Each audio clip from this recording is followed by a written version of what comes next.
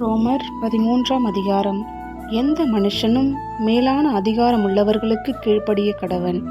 ஏனென்றால் தேவனாலே அன்றி ஒரு அதிகாரமும் இல்லை. உண்டாயிருக்கிற அதிகாரங்கள் தேவனாலே நியமிக்கப்பட்டிருக்கிறது.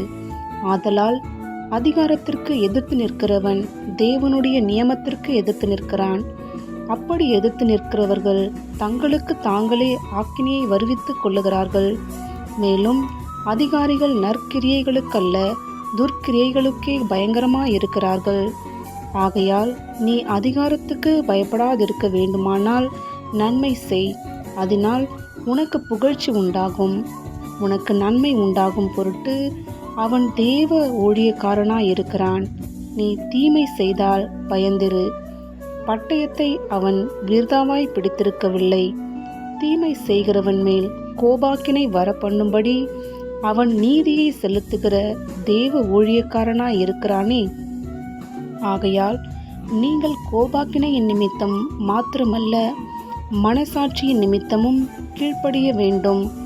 இதற்காகவே நீங்கள் வரியையும் கொடுக்கிறீர்கள். அவர்கள் இந்த வேலையை பார்த்து வருகிற தேவ ஊழியக்காரராயிருக்கிறார்களே.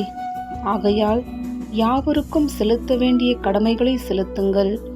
எவனுக்கு வரியை செலுத்த வேண்டியதோ அவனுக்கு வரியையும், எவனுக்கு தீர்வையை செலுத்த வேண்டியதோ அவனுக்கு தீர்வையையும் செலுத்துங்கள்.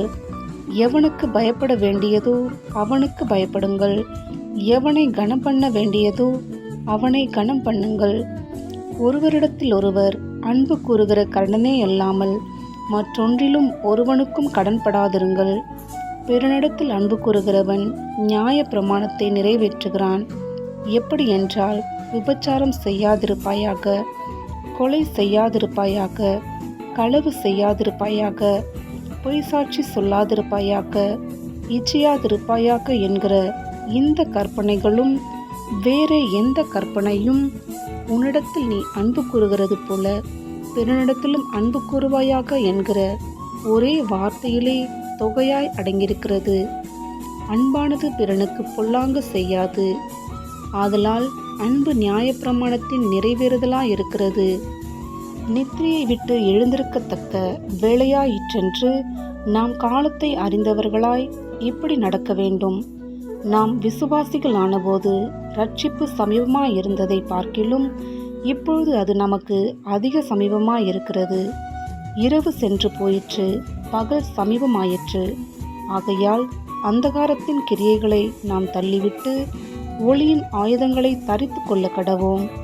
களியாட்டும் வெறியும் வேசித்தனமும் காம விகாரமும் வாக்குவாதமும் பொறாமையும் உள்ளவர்களாய் நடவாமல் பகலிலே நடக்கிறவர்கள் போல சீராய் நடக்க கடவோம். துர் இச்சைகளுக்கு இடமாக உடலை பேணாமலிருந்து கர்த்தராகிய இயேசு கிறிஸ்துவை தரித்து கொள்ளுங்கள்.